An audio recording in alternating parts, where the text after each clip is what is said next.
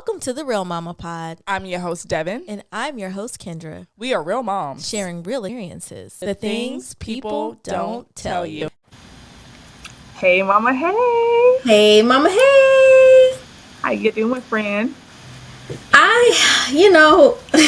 Life is life, but I'm here. I'm yet present, as the old country folks would say. Yeah. When I was little in school, I used to be like, president. You know how you say present? Like, president. Of course. Leave it to you, Yep. Devin the Leo, to say president when the teacher is asking if you're present. Yep. I don't find that hard to believe at all. Yeah. Always trying to find a way to be different. Anyways, what is going on today, friend? What are we talking about? So we have a guest, and I'm really excited about this guest. Her name is Elan Page, and we met through social media. And she's a homeschooling mama. Her page is called Homeschooling Outweigh, and I fell in love with her page. As we know, it's a lot of research that supports parents homeschooling their children in this day and age, which I definitely support and admire. I can't say I would do it, but any parent who decides to homeschool a child, like, I admire. Mm-hmm. And I feel like there's so many benefits to that. And sometimes, like, homeschooling has like a bad rep, like, oh, your kids won't be social because they're homeschooled, or they'll be socially awkward. She debunks all of that. And she shows like creative ways that she homeschools her children, and they're still learning, they're still adapting, they take these cool trips. And so I was like, we have to get her on the pod. We actually made her mama crush not too long ago. Mm-hmm. And that's how we connected even further. But yeah, just seeing what she does with her children is just very like inspiring. So I was like, this is definitely a conversation. More and more parents are homeschooling their children. And at this point, I see her as an expert. So I'm like, let's get her on. So I'm excited. Welcome to the pod, Elan. Thank you for having me. I am equally crushing on you guys. I love y'all's page. I love your podcast. So I appreciate you having me. Oh, thank you. Of course. I feel like this conversation is very necessary because the way our education system and just the world, the climate that we live in, homeschool has been a part of a lot of conversations because we're just not sure if our kids are being educated in safe spaces. So I hope that whoever is listening to this episode, if they are in any way considering homeschooling or not, this could be very informative for a lot of moms, even just ways to help support their kids' education at home, despite them being in a public, private, or whatever school. So I'm excited to talk with Elan personally, and I'm sure Devin is too. I know she is. She's always excited. So, welcome again, Elan. Thank you. Yes. So we always ask, despite the conversation, the topic, we always want to know what your journey to motherhood was. So if you don't mind, can you share with us your journey to mamahood? So I actually, it's funny. I was thinking about this not too long ago because my husband and I had literally just gotten married, and got pregnant on our honeymoon. Oh. And I've never been so angry. I was so mad. So my journey to motherhood was not how I planned it. It wasn't how I saw it being played out. And I actually, we had lived in two different cities while we were engaged. Okay. And when we got married, we moved to DC. And so all I could think about was, we about to be brunching on the weekend. We about to be grown and sexy. We in Chocolate City. Like, can't nobody tell us nothing. And then I get there and I'm deathly ill because I was so sick during both of my pregnancies. And so that's how I was kind of thrust into motherhood. But I tell you what, and I have not met a mom who thinks otherwise.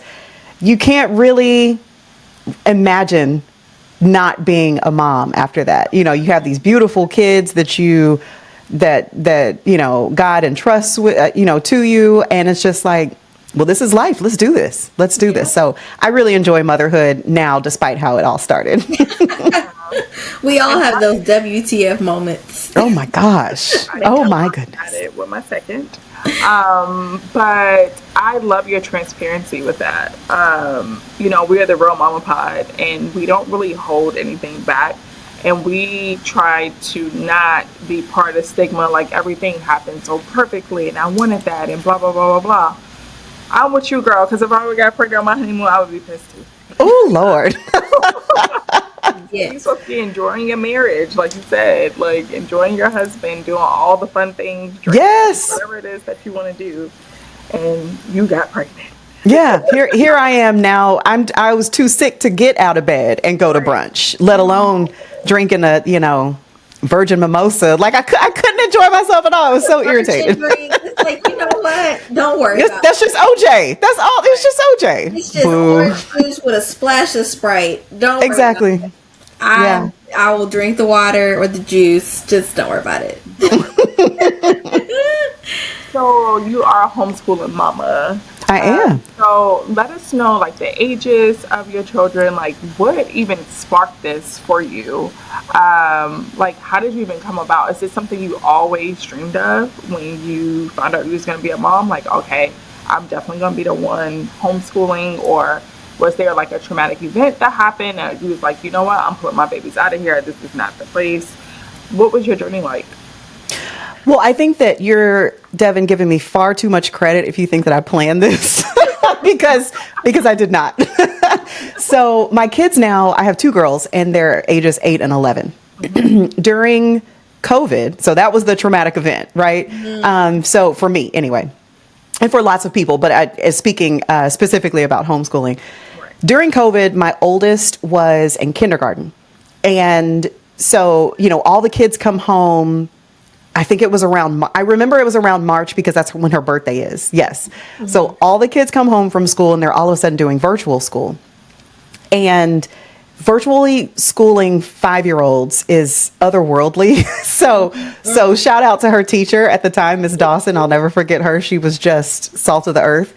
But what I noticed now that my daughter was at home is that I saw her, while the kids were in class, I saw her finishing her work faster than her classmates and having to kind of sit around and wait until her classmates, were done and the teacher could move on to the next thing. And again, shout out to Miss Dawson because she was not leaving any of those kids behind. And I love that. And I just think, teachers are just built that way. They are there to care for their babies and make sure that everybody is successful and gets what they need to get. My concern was my child. And I was like, is she getting bored? Like, does she get bored easily? And I thought back to some conversations that I had with Miss Dawson before COVID happened and they had to do virtual schooling. And I remembered her saying, Kira is my daughter's name. I remember her saying, oh, you know what? Kira is such a good teacher's helper. She, when she finishes her work, she helps me, do this and do that around the classroom. And it was all starting to come back to me. And I was like, this kid's been bored all this time. Like, this has been happening now for a while. I just didn't see it until she was at home and I was, seeing it with my own eyes. Mm-hmm. So anyway, the next school year, over the summer, my husband and I were talking and he was like, what do you think about homeschooling? And I was like, I was kind of thinking about that too. And if you remember, during COVID, things were kind of uncertain, right? So it was like, are the kids going to go back and have to wear masks? Are the schools going to be responsible and, distancing and like all the things that we were having to do during that time? And so we were just like, okay, well, let's try to do this. My younger daughter at the time then was 3. So we basically got a chance to get her started, the 3-year-old kind of started early with school. And then we really saw my 5-year-old flourish. Like, she just got a chance to go at her own pace, which I think is very important with kids, whether they need to slow down some or whether they're able to speed up, just as long as they're learning the things, like that's what we want to see. Mm-hmm. And so then that's basically how we got into homeschooling. Now, it wasn't a linear thing for us because we did have to send the kids back to traditional school the following school year because my job was just, I worked in the food industry. And if you remember during COVID, shelves were bare in the grocery stores and like all that kind of stuff. So I had to really prioritize my job at the time. But then when we could come back to homeschooling, we came back to homeschooling. So it was about a couple years later. And I don't see us looking back anytime soon. I really enjoy it. And I've really seen my kids have a lot of progress being homeschooled kids. So you mentioned that you worked in the food industry, but do you or your husband have any experience working in education? Girl, no, not even. Not even. And it's so funny because I have lots of family members who are professors, principals, teachers, all the things. And it's funny, my dad's been gone now for about 10 years, but he always used to say to me, because I was an English major, and he used to always say, and he's from Selma, Alabama, so I'm going to give my country accent. He used to be like, Elan, you were an English major, that means you're supposed to be a teacher. And I'd be like, but Dad, that's not what I want to get into. And lo and behold, here I am. Here I am teaching my kiddos. But I think I've always loved learning. So that's my connection. That's why I enjoy it so much, is because I get a chance to learn alongside my kids, and I get to see the light bulb go off for them.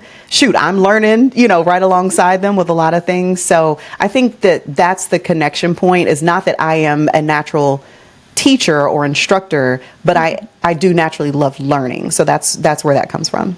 That helps. That helps. So for sure. If you could walk us through a day in the life of Elan's homeschool, like start to finish, what does that look like? Well, I'll tell you what, not first and foremost, but I'm going to say it this way because as a working mom, I get up before everybody else does. And I start my day with my work, because I can get a few hours of quiet, uninterrupted work time before the kids get up. And because my kids don't have to get up at 6, to get on a bus or, get out the house by a certain time, they can ease into the day. And so I can be working from maybe 7 until, they kind of get up and get breakfast and kind of ease into the day. Right. So I really can have 2-3 hours of uninterrupted work time in the morning.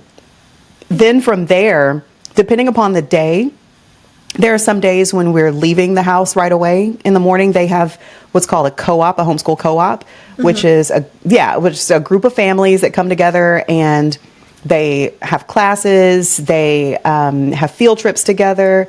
So on Mondays and Tuesdays, we're off to co-op, and we're doing our thing with their classmates.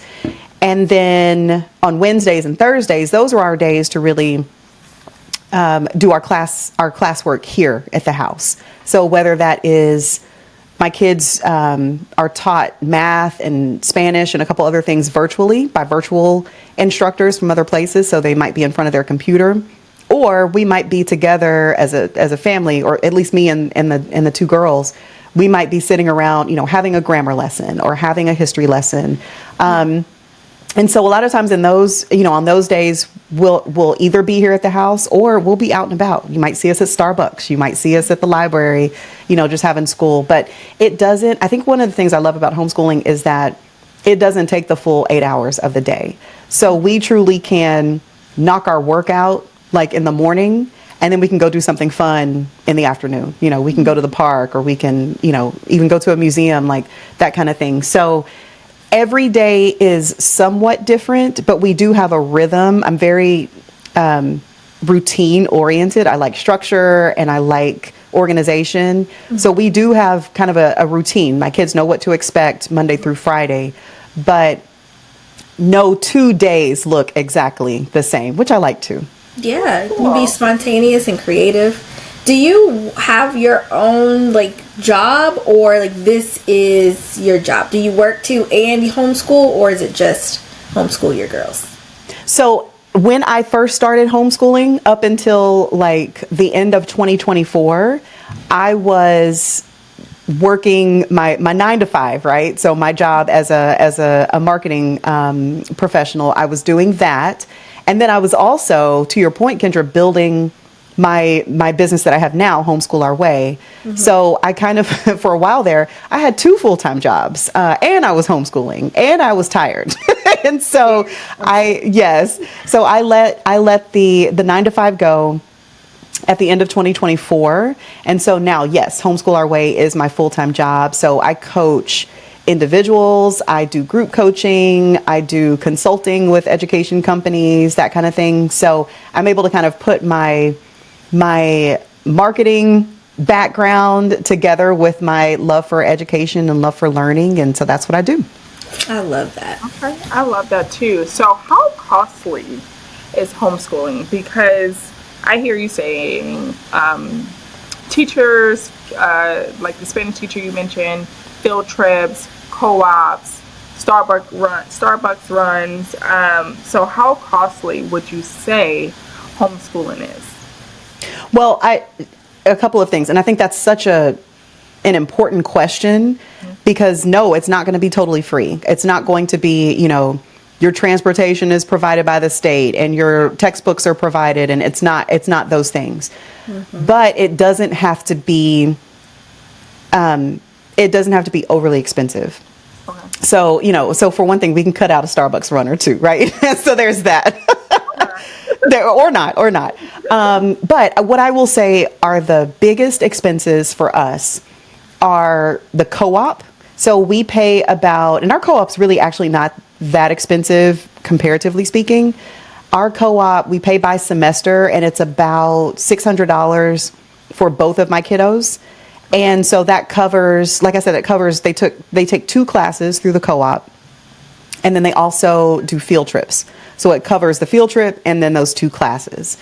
And for the sort of one-off classes that we do, the virtual ones, I like to take a lot of the classes, or I like to have my daughters take a lot of the classes from a platform called outschool.com.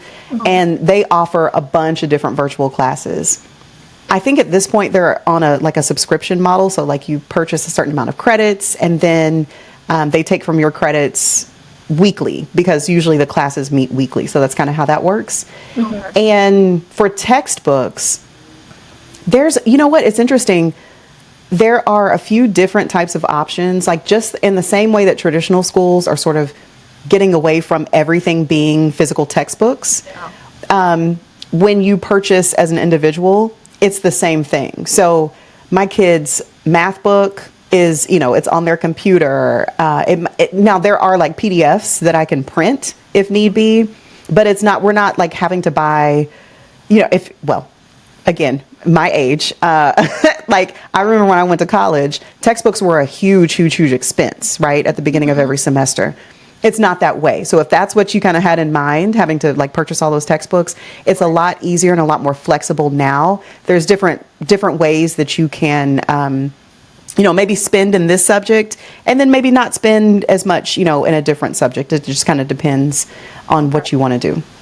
Does your state provide any funding for homeschooling parents? I'm glad you brought that up. Some states do. Yeah. My state, so I'm in Texas. Okay. Texas just passed. So a lot of the states have what's called ESAs, Education Savings Accounts. And so they'll give you like a certain amount per child to be able to spend toward educational types of things. So whether that's, like books like we were talking about, or classes, or even co-ops and different sort of learning environments like that are outside the home. Texas passed ESAs, I don't know, at some point in 2025. And so it doesn't go into effect until fall of 2026. So I haven't myself been able to utilize ESAs, but I do work with families, and I help coach families who do have access to ESAs. So whether that's in Florida or Alabama, California, there are various states who already have that set up. I think Arizona actually has a really, really good program. Like for that reason and that reason alone, I kind of wish I lived in Arizona, not for the heat though. But there are certain states that I think do a really good job of making education equitable. Because to your point, Devin, it can get expensive. If you let it, it can definitely get expensive, because as moms, we want to give our kids everything, right? We want to sign them up for all the things, and we want to make sure that they have all the experiences. And so when you're able to have funds that help you offset those costs, it makes it easier for more people to get involved. So, Elan, you've been mentioning the word co-op, and I have an assumption of what that is, but there may be some listeners that are like, what is a co-op? So can you briefly share what a co-op is and how it supports you in homeschooling your girls? Yeah, absolutely. So we are a part of the dopest co-op this side of heaven. So I'm always happy to talk about our experience. It's called Ivy Academy. It was started by a woman who moved to Dallas, to the Dallas area from Delaware. And her kids were young at the time. She also has 2 girls. And when she got to Dallas, she was like, I don't love how the schools are set up. Like, I'm not really feeling like this is not really the environment that I want my kids to be in. And so she decided to homeschool. But then the next hurdle was, well, of course, Devin, I think you mentioned it earlier, we don't want our kids to be by themselves, right? Like they need friends, they need classmates and that kind of thing. She didn't see what she had in mind, so she created it. And so her and her mom, who is now retired and also lives here in Dallas, they run the show. And when I tell you, they do the most excellent job. So the kids, every semester, the kids get a chance to, well, hold on, let me back up. There's about 30 families in our co-op, because I know that's important. Like, well, how many kids are we talking? How many families? There's about 30 families. So probably roughly, I don't know, upwards of 50 kids. And they go up to, I think, about age 14. And so what they do every, Tiffany and her mom, Miss Pam, what they do every semester is that they outline, okay, well, what 2 classes are we going to have the kids, are we going to teach the kids?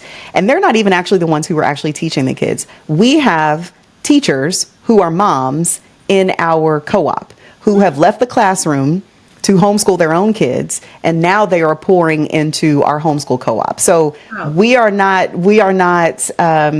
just having any Tom, Dick, and Harry, teach our kids. These are actual trained teachers, and they are so good at what they do. They're so creative. And so every semester there's 2 classes that the kiddos do. This semester it is Spanish, and then the other class is, they call it the food detective class, and it really is basically a nutrition class. It's teaching the kids what's in their food, how to identify the different things that are in their food. If they have allergies, how to understand what allergies are and the different types of plants and, things that might affect those allergies, all kinds of things that literally maybe it was in high school the first time I had like a nutrition class, and it wasn't that cool. So they're getting a chance to just really do some fun things. And so we meet at a library every Monday morning. And then on Tuesdays, this same group of kiddos, we all go to a field trip. And generally, that field trip supports or is tied to whatever the kids learned on that Monday. So for example, if this was, when was this? This was in October of 2025. We got a chance to travel to Oklahoma to go to the First Nations Museum there to study Native Americans and Native American culture. And that's because that's what was literally happening. It's, we were coming up on Native American History Month in November. And it was, I think we went the weekend that is quote unquote Columbus weekend or Indigenous Peoples Day. And so we got a chance to go there and just really like learn a whole bunch of stuff that we already know is not being taught right now in schools. From a history standpoint, from a culture standpoint, all of those things. And so those kinds of experiences are just invaluable. And so I'm really excited that my kids get a chance to do it, and they get to do it with their friends. And I think that's the other thing, is that they're not missing out on having classmates. They're not missing out on going to birthday parties, you know, over their friends. They're not missing out on field trips or any of the fun stuff. It looks different, but in practice, truly, it's the same concept. They're getting a chance to learn, have hands-on learning, and learn alongside their peers. And how did you find this community? So when my husband and I decided that we were going to try homeschooling again, my biggest thing, I stood on my head and I said, we can do it, but we're not going to do it unless we have community, because that piece was so important to me. I am very social, shocker, and my kids are also very social. And I did not want them to miss out on anything. I didn't want them to miss out on that. So that truly was like my main piece. I was like, I can figure the rest out, but that community piece, I wanted them to have a strong community. I also wanted them to have a strong community that looked like them. And I thought that was a really important piece, because I didn't grow up that way. I didn't grow up having I was in college before I was surrounded by, you know, other, like a campus full of Black folks. And so I really wanted my kids to be able to see themselves in their peers, to be able to see themselves in the families that are around them, to be able to see themselves in the things that they're studying. I wanted that experience. And so I actually, I'm a woman of faith. I prayed about this thing on a Monday. My girls and I happened to go to the library. I think it was that same week on a Friday. I'm standing there talking to the library director, and because we come in there all the time, right? So we're just chatting. She's like, "How are the girls?" You know, blah blah blah. And then another family comes in with kids, and she walks up. The lady with the kids walks up, and she said something. She spoke also to the director, and then she said something about our homeschool group. And I said, "Excuse me." I said, "Homeschool group." I was like, "Tell me more." I cornered her over in the library, in the back of the library, and a couple other moms from her group also were just kind of bringing their kids to the library that day. I got a chance to sit there and talk to like 3 different families, find out about their experience, find out about this group, which met literally around the corner from my house. It was answered prayer on top of answered prayer on top of answered prayer. Yeah. And we've been with this group ever since. But also though, here's what's funny, real quick. I was looking for something on Facebook. In a Facebook group, in Dallas, it's called Dallas Fort Worth Black Homeschoolers. It's a Facebook group. I was looking for something in there and came across a post from like 5 years ago from the director of our co-op, where she was putting it out there.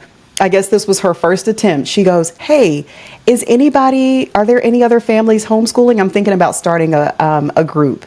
And I was like, when I saw that, it was like 5 years later, right? And I'm seeing this and I'm like, golly, this was meant to be the whole time. I was so excited to be a part of that group. That's awesome. I love that. So let me ask you this, because you said you coach parents as well. Have you ever worked with a family whose child may have a disability and they want to homeschool? And I'm only asking that because at my daytime job, I'm a psychologist, so I do like evaluations for children with disabilities. I'm like the liaison between the school and the parent, IEP team, and things like that. And so I really try to drive my reports to help parents understand essentially how their child learn, right? And how they understand information, what accommodations they may need in the classroom. And I know sometimes in a homeschool setting that can be difficult.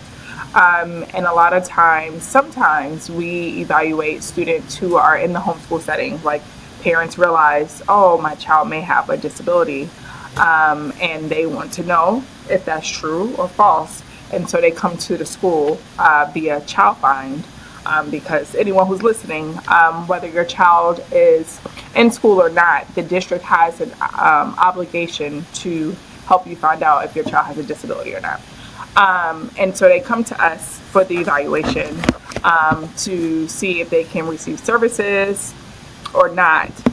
And a lot of times parents don't understand, like, okay, your child has to be we can say, yes, your child has a disability, they do qualify for IEP. However, a lot of times we can't offer those services outside of the school setting. So I just wanted to know from your perspective, as a coach, like, how do you coach those parents? Do you encourage them to continue to do the homeschool setting, or do you encourage them to maybe explore like a public school if they have the resources that they need for their child? Just curious, out of your professional opinion. Yeah. So I guess I've been fortunate in that when I have families who are in that situation, they live in states where they can still access the services that you provide, even though their child is not enrolled at the school or through the district.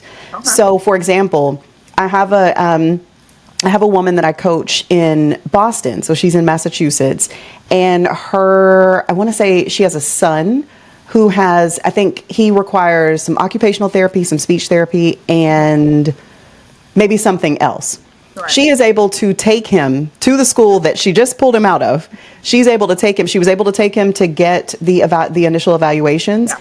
And now she's able to take him for his therapies, and it's through the school. It's provided through the school that way. So, and then I have another family that's been able to do the same thing. She's in California, and her child, I think he's autistic, but there's also some other needs that he has, again, that he's able to access. Because they're still, citizens and live within that district, they're still able to access those resources through the district. So I haven't yet come across a situation where a family was desperately in need of something and was not able to get it through the resources that are already provided, by the state, by the district, that kind of thing. That's great. Yeah. So when I worked in Georgia, we were able to provide like speech and language services to students. Like we had homeschooling kids who would join the groups like at the 9:00 time. However, in Florida, not necessarily. Okay. So I think it does vary by state and what the service requires. So yeah. Let's just say they did need like specialized instruction with like a special education teacher. Like they wouldn't be able to provide that service, but they would be able to provide their related services. So that's I'm glad the people that you're working with actually have access to resources. So that's good. I mean, it's such a beautiful thing. It's one of those things where we don't necessarily have to choose all or nothing, which is great. We can kind of pull the beneficial pieces that we need in various ways. Like I said, like a lot of times homeschooling, it doesn't necessarily look the same as traditional school, but the needs are still met. It just might look slightly different.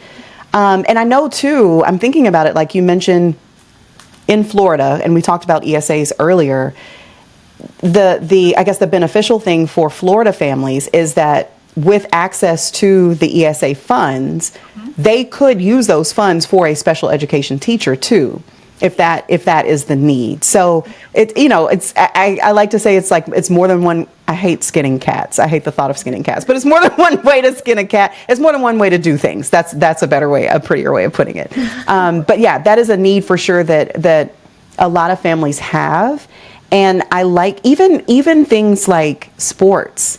Like there are a lot of states where, again, sports is not necessarily a need, but it sure is a nice to have. I love sports, and, a lot of kids do. And there are places, Georgia included, where homeschool families have access to be able to play through their local district. So they can be on the basketball team, they can be on the volleyball team, that kind of thing. So there are certainly, it doesn't look as separate, I think, as it might have, maybe when we were coming up, that kind of thing. There are more and more accommodations being made. Yeah.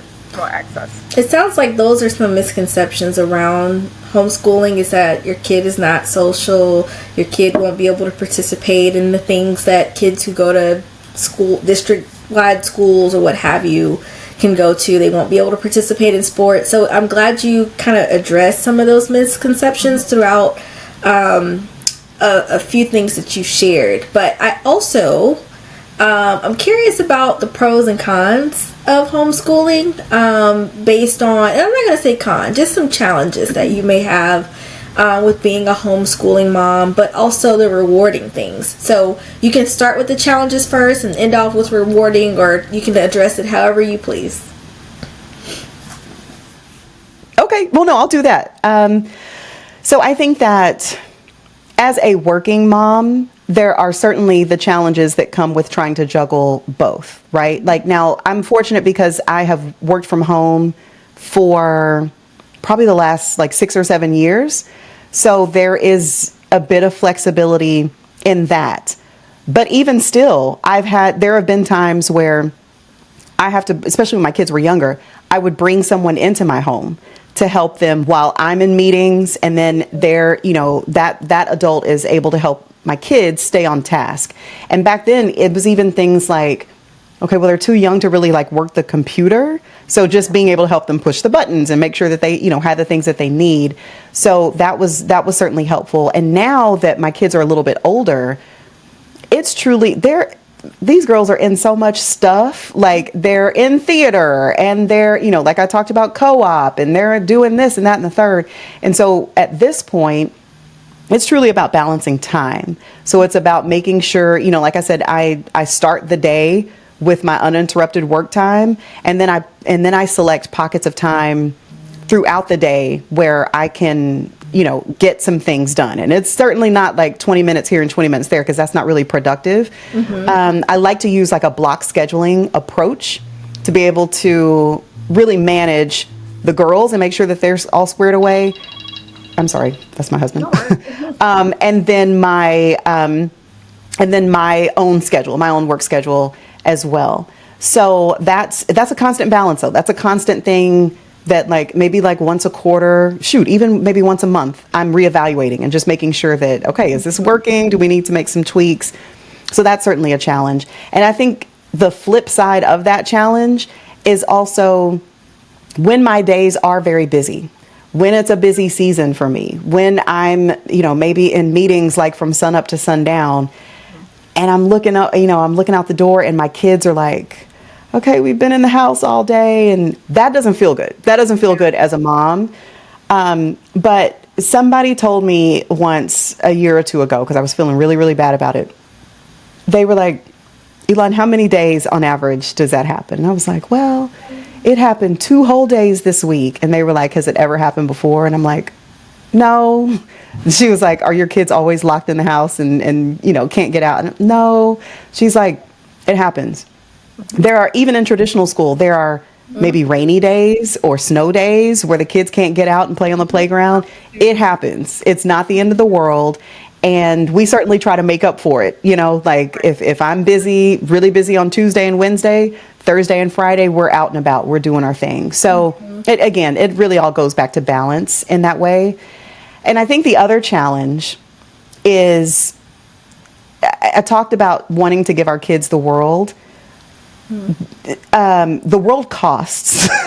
The world costs money. And so $1,000. So oh my gosh, everything costs money. And so a lot of times it's balancing, okay, this school year we can do theater. Maybe next school year we can do this activity, or maybe next school year we can do, or maybe next semester we can dive into this. And even, I talked about that field trip to Oklahoma. Well, that was like a 3-day field trip, a couple nights in the hotel, you're eating out all the time, all that kind of stuff. And we have a thing in Dallas called the State Fair of Texas. Mm-hmm. And it comes around every October, and it's a big deal, and the kids love to go. What's that? I said it's on my bucket list to come to the state fair. Yes, it's so much fun. It's so much fun. Yes, but it is also very expensive. And so this year, the state fair and that field trip to Oklahoma fell around the same time. Babe, we had to pick one. I was like, I can't afford all the things. Mm-hmm. Yeah. So it's about balance. It's really about finding that balance. But I think I go back to the thing that I love the most about it is really being able to learn alongside my kids. Mm-hmm. I don't have to necessarily send them off to be taught by someone else. They do have other teachers, we've talked about that. But I still get a chance to see those light bulb moments. I still get a chance to see when they finally have something figured out. My daughter and I were sitting at the table earlier today going through factors and exponents and, some other things. And to see when she got it meant the world to me. I was like, and I'm high-fiving. I'm like, yes, you get it. You understand. And those are big deals in this journey as moms. We like to see the first steps. We like to see, we like to hear the first words, all of the things. And so these learning moments are big milestones too. And I really enjoy being a part of that. That's awesome. Maybe they can teach me the factors. The factors was one of the hardest things for me. Was it? I cannot stand factors. I'm like, give me some basic algebra. I don't want to do this. I don't like geometry.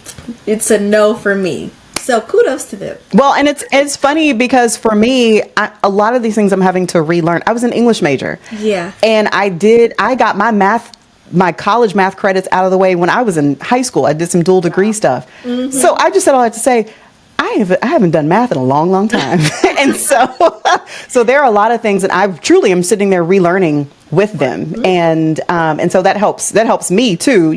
If I can kind of relearn it and then I'm able to help explain it to them, we're doing that thing together. I love it. I love how positive you are because I'm just thinking about me and homework help. Okay. Mm-hmm. And I'm like, if Johnny had 5 apples. But you know what, Devin, I'll tell you what, it's sometimes different because I've had those moments. And I talk about it even on my podcast where at some moments that's where I'm like, okay, well, so now I'm going to pass this on to another teacher. And this is where my journey ends in terms of being like the primary teacher. Right. But I will tell you, when you have more control and oversight as a parent, it's not quite as hard as when the teacher teaches a certain way and the kids are learning a certain way and then they bring it home and you're like, well, wait, how they get that? How they do that? You're not having to take necessarily something that someone else is doing. Mm-hmm. Right. You can present it in the ways that you want to do it from jump, right? And so that I think that makes it a lot easier because there's not necessarily that tug and that that kind of pull from having to do something in the way that the teacher said do it. Like they, new math and like things like that. No, my kids carry the one and that's what we about to do. Like, because that's how I was taught. And at the end of the day, I just want them to be confident and to know what they're doing. They can learn 10 different ways to multiply if they want to. I just want them to know the information and to be able to do it and do it successfully and to feel confident about themselves, as they're learning. Yeah, absolutely. I feel like that's one of the things that kind of ages me, I guess, even though I don't consider myself aged. But when it comes to working with my son, and he's kind of showing like how his teacher, and I'm like, no, like you're just getting an answer. You're not actually learning how to work to solve the problem. And I want him to have a basic understanding and knowledge of actually solving the problem, not just getting the answer, but thinking through critically, how do I get to the answer? Right. So you having that ability to kind of teach your kids in the way that you were taught, which was, back in the day, we solved the problem. We didn't just get the answer. Correct. That's been a struggle for me because I don't want to go outside of how his teacher is teaching him, but also you don't want to confuse them. Right. I don't know what this is. All I can do is show you what I know. And what I know it works. I mean, clearly you got an answer here, but I can't say that I understand how your teacher got to that answer. So I'm going to show you mommy's way. It's the same answer. And he's like, you did it wrong. And I'm like, actually, I did not. I just did it differently. Mm-hmm. So that has been one of the struggles for me in helping my kid with his work. Cause I'm like, I don't know what this is. Like, this is I learned. It's quite the struggle. It's because you don't want to step on toes. But then also at the end of the day, you're like, but this is my kid and I want them to ace that test, or, whatever that is. So yeah, it can be difficult. It can be difficult to kind of share the responsibilities with the teacher. Right. Oh, I love that though. So final question.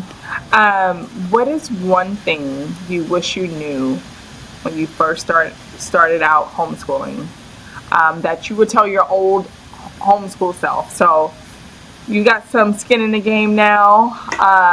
You've been around for some time and you've learned some things. And when we're first starting out, even with motherhood, we're very hard on ourselves. We're not gracious. We just want to be perfect, right? So I can only imagine you probably experienced that when you first started. So what would you tell your younger homeschooling self today? Well, my younger homeschooling self is only 3 years younger than, or 3 or 4 years younger than me right now. So I don't have to go too far back. But I think two things. The first is shout out to the homeschool dads. I do a lot of talking about homeschool moms and, and how much effort we put in and all that. And we do. But behind, in a 2-parent household, behind every homeschool mom is a homeschool dad that's holding it down in some kind of way, whether it is making sure that the resources are there to do the things that need to be done, right? So the monetary resources and, all of the things, and or also taking on a share of the load in terms of actually making sure that the kids are educated, So my Tuesdays are very meeting heavy and they're very busy, but Tuesdays is also field trip day for my kids. And so do you know who usually takes them on those field trips when I can't get away?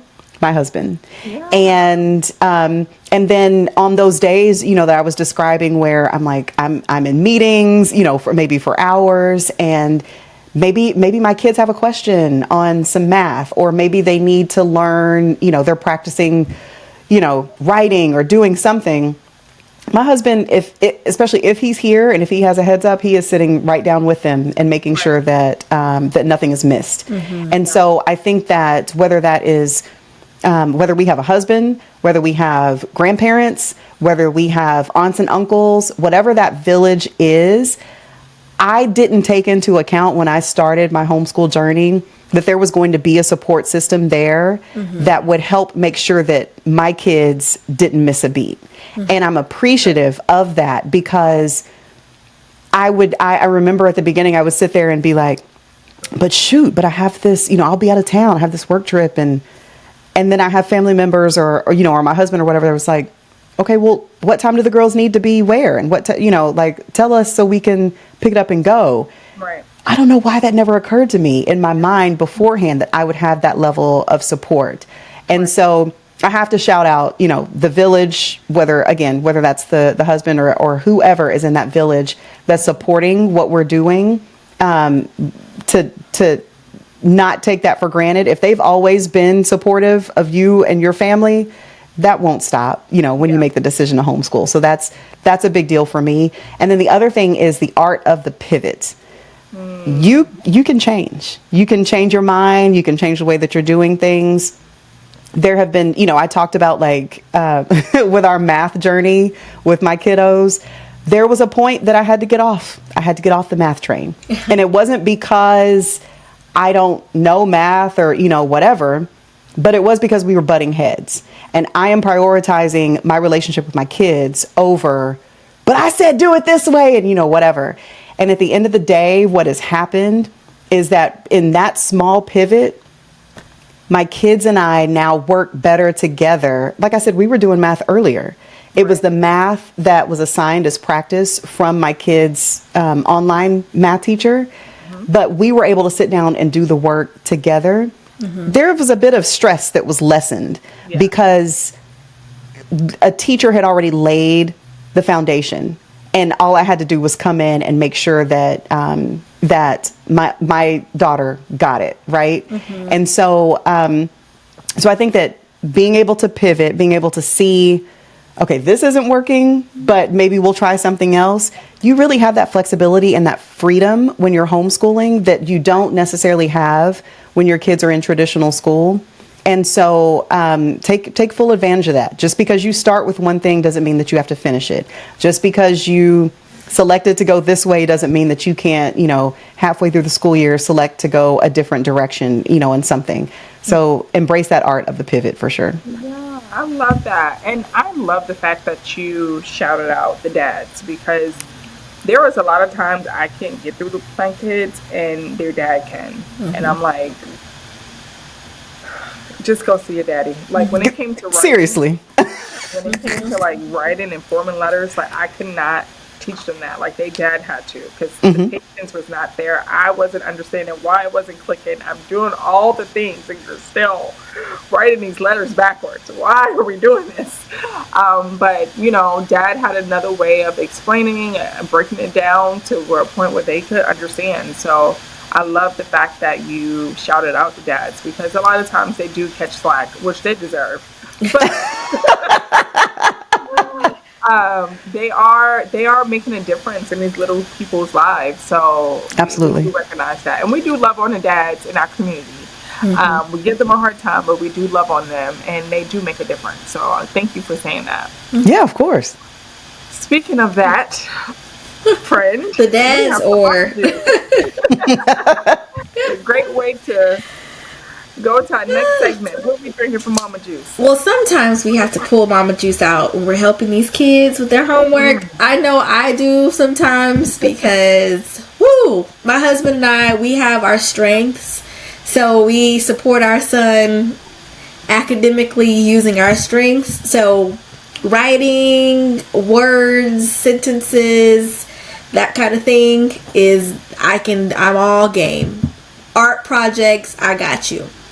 But when it comes to that math and all the things, my husband got it. So when I'm having to help with homework, though, I will pour myself a beverage sometimes, because, we need it to get through the lessons. So today's Mama Juice. Well, first, let me say this. If you hear my dog barking, don't mind him. I don't know who or what he's barking at, but he knows that it's time for Mama Juice too. So so if you're listening to the show for the first time, Mama Juice is my segment of the show. If you know Ken, Ken loves a good cocktail. So we had to incorporate cocktails and mocktails in the show. And today's Mama Juice is called Schoolin' Me, because Elan is schooling us on homeschool life and how she is supporting her babies through their education and exposing them to all the great things in community. So this Mama Juice is dedicated to Elan. And what's crazy is Elan says she lives in Texas, and Texas has a lot of tequila. So today's drink, and I didn't know that Elan was in Texas when we created this drink. It's just, it's the universe kind of brought it that way. But anyways, Schoolin' Me has 2 ounces of tequila. It has an ounce of liqueur 43, which is a liqueur that has like sweeter notes, like vanilla. I think there are some notes of caramel in it, but it's just a really nice, smooth liqueur. It also has an ounce of fresh lemon juice, a half an ounce of apple cider, because, school apples is also fall time. So it's like, and then it has a pinch of orange zest. So it's giving some fall flavor, but also giving a little Texas with the tequila and a little sweetness just to sweeten off our conversation. So that is the cocktail version. And if you are drinking a mocktail, you can absolutely still enjoy this drink. You'll just remove the tequila and the liqueur 43, and you will have an apple cider with orange zest and lemon. If you want to get fancy, you can put some ginger beer on top. And that is the Schoolin' Me. Love it, love it. Cheers. Sounds delicious. Cheers. I am not drinking tonight, but cool. Cheers. Enjoy on behalf of me. So our next segment, this is your first time listening, is Mama's Corner. This is my favorite segment. So this is our opportunity to connect with guests further, either a listener will write a letter in and we will answer that question, or I can ask an additional question to our guests. And so I think it'll be great to be reflective, because this is not a topic that we talk about often. And so we talked a lot about homeschooling, and I've been real intentional about asking moms, who are they outside of motherhood? Because a lot of times we are like, oh, I'm Devin, I'm just a mom and a wife, and that's it. And it's like, no, we're so much more. So I've been challenging our guests with that question. So I would love to know your answer to that question. So who are you? How much time do you have? I am. love that you have a long list, because most people are stumbled on this question. I think my list isn't necessarily long. I'm just passionate about the things on my list. Okay. So I'm a sports lover. All the sports. Okay. Pick a sport. I love it. Okay. Playing it. I love watching it. I love helping coach my daughter in it. Like I love sports. All sports all the time. ESPN is a regular station in our house. I also love music. I really, really love music. And I love musical theater. That's something that my girls and I have been able to kind of get into. So Hamilton and Wicked, and like we love all the things, even High School Musical, like things like that. Like we love that kind of thing. And I think just eating, I'm a big back at heart. And so eating, loving food. I do like to cook, but it's a means to an end. It's really about the eating and the enjoying the eating for me. So I love, like Kendra, I'm so glad that you gave us the recipe for the drink, because I am going to make a beeline to go get those ingredients and to try it. I love deconstructing food and drinks and things like that, and trying to try it at home and make it like just the way that I like it. I love anything edible, food, drink, all of the things. So I think that those are probably my biggest passion points. Okay, I love that. And I love that you was able to ramble that off, because a lot of people stumble with that question. When it was initially asked to me, I struggled. So I'm so happy you were able to answer that with ease. So this was great. I really enjoyed our conversation. Thank you so much for your time. We also would like to give you an opportunity to plug anything that you're working on right now. Where can people follow you? Where can they find your podcast if they want to learn more? Give us the tea. Sure.